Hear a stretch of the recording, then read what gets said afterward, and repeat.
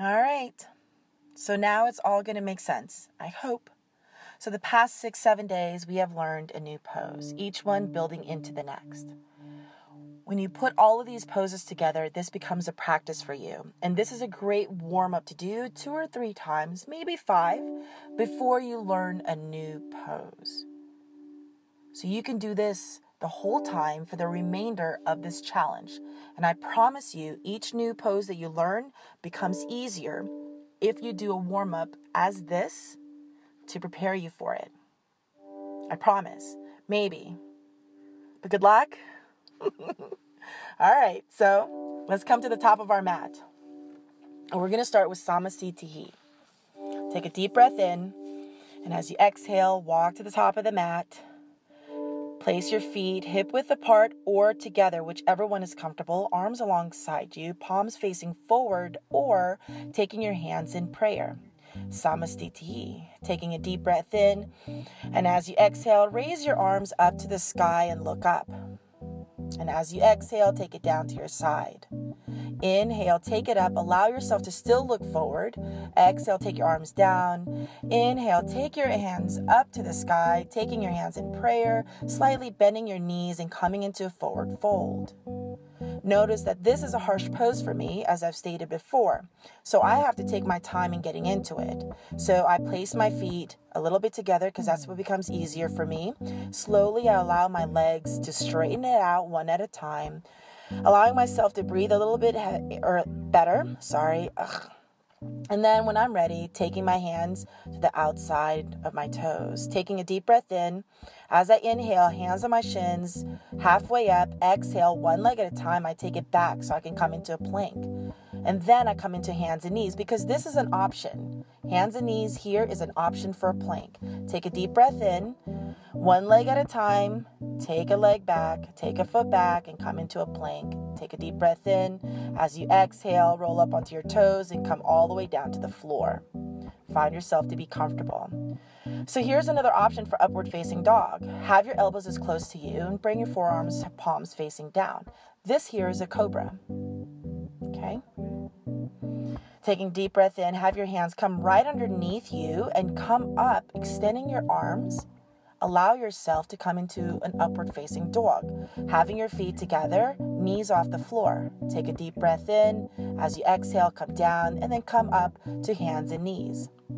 Okay? Tuck your toes under. Knees off the floor, hips up to the sky. Downward facing dog.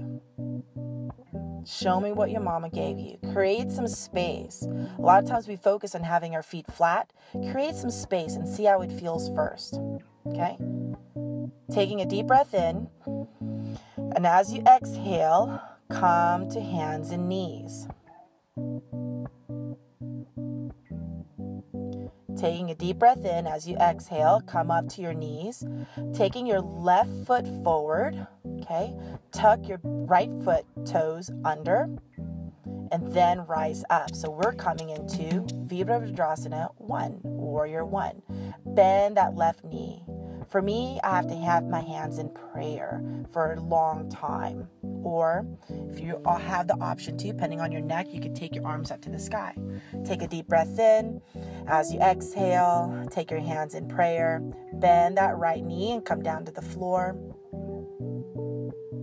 There you go. Take that left knee down. Come back to hands and knees. Here's the other option. We're going to do it with our right leg. Tuck your toes under. Knees off the floor, hips up to the sky. Downward facing dog. Right foot. You're going to bend that right knee and lunge it forward right in the space between your hands. However you get it there. Taking a deep breath in, you're going to plant that left foot. And when you have the stability, tighten up your core and rise up to Warrior 1. Hands right on your hips. Allow your hips to move forward. There you go. Bending that right knee. When you're ready, you could have your hands either in prayer or you could extend your arms and have it to the sky. Just depends on how it feels in your neck. Take a deep breath in. And as you exhale, take your hands in prayer.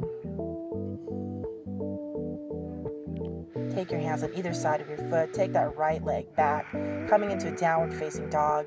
Here we go. Take a knee down. Cross your legs to seated. Sit comfortably. Catch your breath.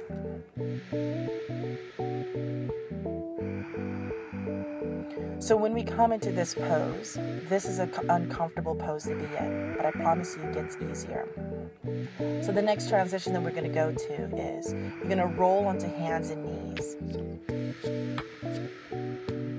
And when we get there, this is a great way for anyone who struggles in rising up. You're going to come to hands and knees, standing on your knees.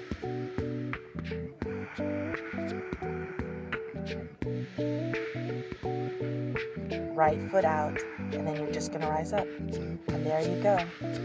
Namaste.